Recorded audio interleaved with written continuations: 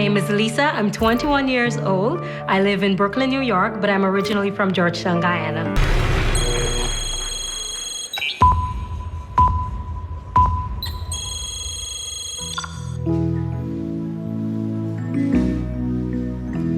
There's a boy I know. He's the one a dreamer. Looks into my eyes, takes me to the clouds above.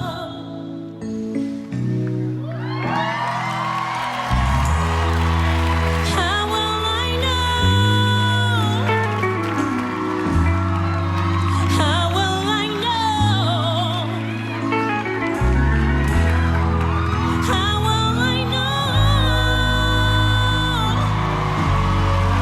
How will I know?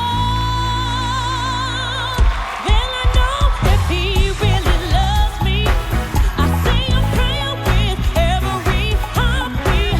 I fall in love whenever we meet. This love is strong, why do I feel weak? If he loves me, if he loves me not, if he loves me, if he loves me not, oh, how will I know? How will I know? How will I know? How will I know if he really loves me? I say a prayer with every heartbeat. Fall in love whenever we meet. This love is strong, why do I feel weak? How will I know?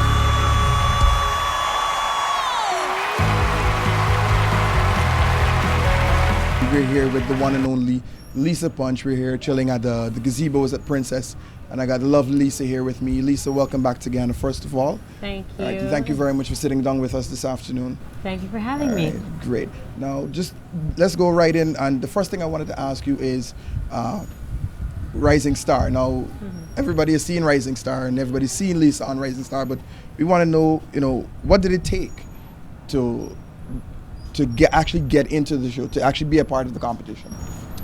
Well, I believe it was faith because I was laying on the ground and I was not paying attention to the television, and then I saw this star and this yellow star just popped up on the TV, and the graphics and the way they did the ad, it was inspiring, and I watched it and I'm like, whoa, because I love yellow, it's my favorite color. And I won Star Ghana, so I'm like, oh, this is destiny. And it was like, are you the next Rising Star? And then I was waiting for the site to go on and the email and stuff. So I went on and I saw it and I read everything that I had to know about the show. And I told my mother about it, and she told me to, send in I Will Always Love You. And I did send in Which is probably one of the best songs you've ever done. Yeah, yeah. And it was at the tribute for Whitney Houston when I did that song. And I sent that song in. I got a call from Rising Star, and I ended up on the show. All right. Now, what was the experience like? I mean, as you said before, you did the show, I think it was Ghana Star Ghana, something. Guyana. Star Ghana, correct. Now, being that you've done Star Ghana, what was the difference in doing Rising Star? What was the difference in the shows? It was very different because first thing, Star Ghana, you had to display 3 talents, which is singing, dancing, and acting. You had to be well-rounded in all 3 areas in order to be the winner of Star Ghana. Now, for this competition, Rising Star, you just had to sing and be a performer. And the difference is, it's just Star Ghana was just completely different. It was a local show, but they did their best. They try to make it a reality show as well. And Rising Star is a very professional show with big names added to it. Right. Now, what were the other contestants like? Was there any sort of a tension? Was it all friends and always loving and so on? What was the contestants like? Your so-called competition.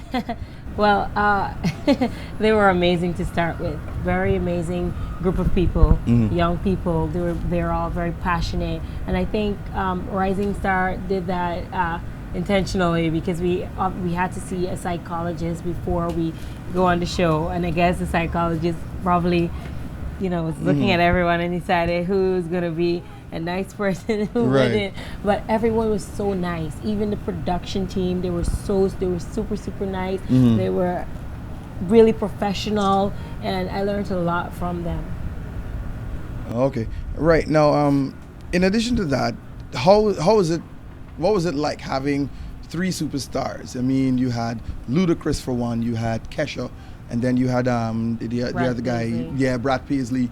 These are international stars. These are world-renowned stars. What was it like having them, judge and critique you on your performances and the music, your song selection and so on?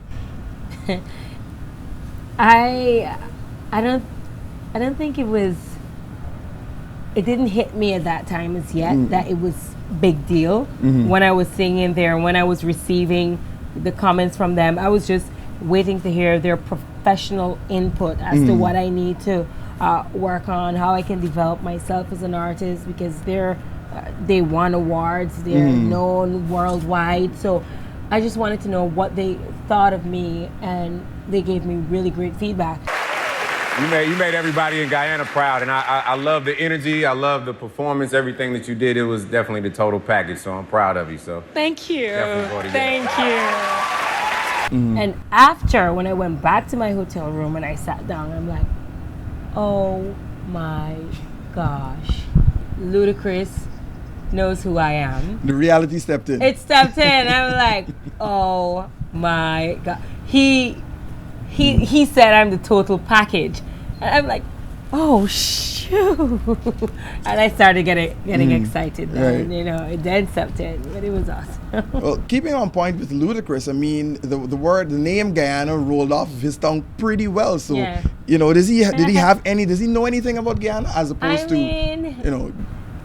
he is really good friends with Neo, and Neo was in Guyana. Right. Neo says he loves Guyana. So, and he's in the industry, and a lot of persons came here, like R. Kelly came here to perform, Rick Ross came here, Ashanti. So I guess they're all friends, and they probably share their experience. Oh, I went to this country, Guyana. So it came out pretty well. And when he said Guyana, I was shocked because a lot of people mistake us for Ghana, and he said Guyana, and I'm like, oh, cool. And then when we had a mentoring session, and he said, Lisa, I'm like, call my name. He said, how do you say Guyana? I said, you just called it. He said, good. I'm like, okay, this is so cool. On your second performance, I mean, his comments after your second performance got him a little bit of a whooping from the Guyanese public. Based on what he said. So, you think he had any feedback? You think did he mention anything about that? About what what was said about his comments? No, he didn't mention anything about what was said about his comments. But I really respected what he had to say. He said he saw me do better, and I respect that because while we were rehearsing, I gave everything at that time, because that day was a different day for me. Right. And on the day of performance, that's another day. You're feeling another kind of way. So I still gave it my best on that day, but he saw better. And when he said that he saw me do better and he was looking for more, I respected that coming from him. First thing first, I wasn't reading anything on social media. I heard of comments through friends and family. And when I heard of those comments, I'm like, okay, and your point is? Because